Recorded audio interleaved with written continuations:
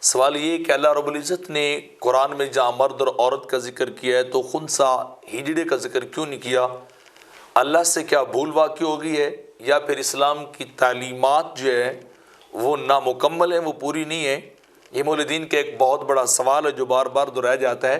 تو اس کا جواب یہ ہے کہ پہلی بات تو یہ ہے کہ یہ سائنٹیفکلی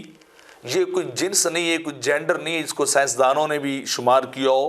بلکہ یہ ایک بیماری ہے، اور اس بیماری کی وجہ سے بعض اوقات وہ خنثی ہجڑا جو ہے وہ پیدا ہوتا ہے، کیونکہ مرد کو اللہ رب العزت نے دو طرح کے جرثومے دیے ہیں، کروموسومز دیے ہیں، ایکس اور وائی، اور عورت کے اندر صرف ایکس ہوتا ہے۔ تو اگر ایکس سے ٹکرائے، ملاپ کرے تو عورت پیدا ہو جاتی ہے، اور اگر ایکس اور وائی کا آپس میں ملاپ ہو تو پھر مرد پیدا ہوتا ہے۔ لیکن اگر ان کے اندر کوئی خرابی پیدا ہو جائے، ان بیلنسنگ پیدا ہو جائے، یہ قدرتی طریقے کے مطابق وہ بیلنس نہ ہو سکے، تو پھر جو ہے وہ خنثی پیدا ہوتا ہے، اور یہ 1000 میں سے کوئی ایک آدھا ہوتا ہے۔ تو سائنسدانوں نے اسے جنس شمار ہی نہیں کیا، بلکہ اس کو ایک بیماری جو ہے وہ شمار کیا ہے۔ اس لیے اس کو کلین فیلٹر سنڈروم کہا جاتا ہے کہ ایک بیماری کی وجہ سے ہوتا ہے، اور اس کا کوئی وجہ جو ہے وہ نہیں ہے۔ لیکن اس کے باوجود شریعت نے جو لوگ خنثی پیدا ہوتے ہیں، پیدائشی طور پر ہجڑے پیدا ہوتے ہیں، تو ان کا مکمل طور پر ڈیٹا اور ان کے احکام کو شریعت نے بیان کیا۔ یہ نہیں کہ شریعت نے ان کو چھوڑ دیا ہو، کیونکہ خنثی اس مرد کو یا اس شخص کو کہتے ہیں کہ جس کے اندر کوئی علامت واضح طور پر نہ پائی جائے، یا مرد اور عورت کی، یا پھر اس کے اندر دونوں مرد اور عورت کی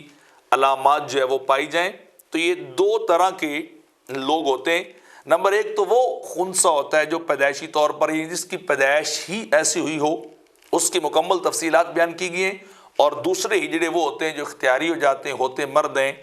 آپریشن کروا لیتے ہیں، یا اپنی کمائی کا ذریعہ ناچ گانا اور یہ عورتوں جیسی مشابہت حرکات و سکنات پیدا کر لیتے ہیں۔ تو ان کے اوپر تو شریعت کی طرف سے لعنت وارد ہے کہ جو مرد ہو کر عورتوں کی مشابہت کو اختیار کرتے ہیں۔ باقی رہ گئے دوسرے قسم جو لوگ پیدائشی طور پہ ایسے پیدا ہوتے ہیں، تو ان کی دو صورتیں، ایک خنثی غیر مشکل اور ایک خنثی مشکل۔ خنثی غیر مشکل یعنی وہ ہجڑا جس کے اندر کوئی مردوں والی علامات زیادہ ہوں یا عورتوں والی علامات زیادہ ہوں، تو اگر اس کے اندر اس کو دیکھا جائے گا، فزیکلی اس کو دیکھا جائے گا کہ اس کے اندر کون سی علامات پائی جاتی ہیں زیادہ، یا کون سی علامت جو ہے وہ اگرچہ تھوڑی سی خراب ہے لیکن پائی جاتی ہے۔ اگر مردوں والی علامات ہیں، شرمگاہ ہے، اس کے جسم کی ساخت ایسی ہے، تو پھر اس کو مرد شمار کر کے اس کی وراثت بھی اسے مردوں کے حساب سے دی جائے گی، اور مردوں والے معاملات ہوں گے۔ اور اگر عورتوں جیسے اس کے اندر علامات پائی جاتی ہیں تو پھر اسے عورت ہی شمار کیا جائے گا۔ دوسری صورت خنثی مشکل ہوتی ہے، یہ وہ شخص ہوتا ہے کہ جس کے اندر مرد اور عورت کی دونوں علامات جو ہے وہ پائی جاتی ہیں، یا پھر یہ ہے کہ اس کے اندر کوئی واضح علامت کوئی بھی نہ پائی جائے۔ تو اب اس کو کیسے جو ہے وہ ویریفائی کیا جائے، اس کو کون سی جنس کے اندر شمار کیا جائے؟ تو اس کے لیے فقہا نے بڑی تفصیل کے ساتھ یہ چیزیں جو ہے وہ بیان کی ہیں۔ وہ یہ کہ اگر یہ بلوغت سے قبل کی بات ہو تو پھر دیکھا جائے گا کہ وہ ذکر سے پیشاب کرتا ہے تو پھر وہ مرد شمار ہوگا، اور اگر وہ اپنی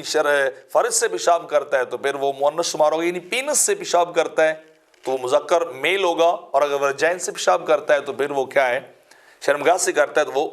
مؤنث جو ہے وہ شمار ہوگا۔ یا دوسری صورت یہ ہے کہ اگر وہ بالغ ہو جائے تو پھر اس کی علامات کو دیکھا جائے، اگر اس کی داڑھی وغیرہ اگ آئی ہے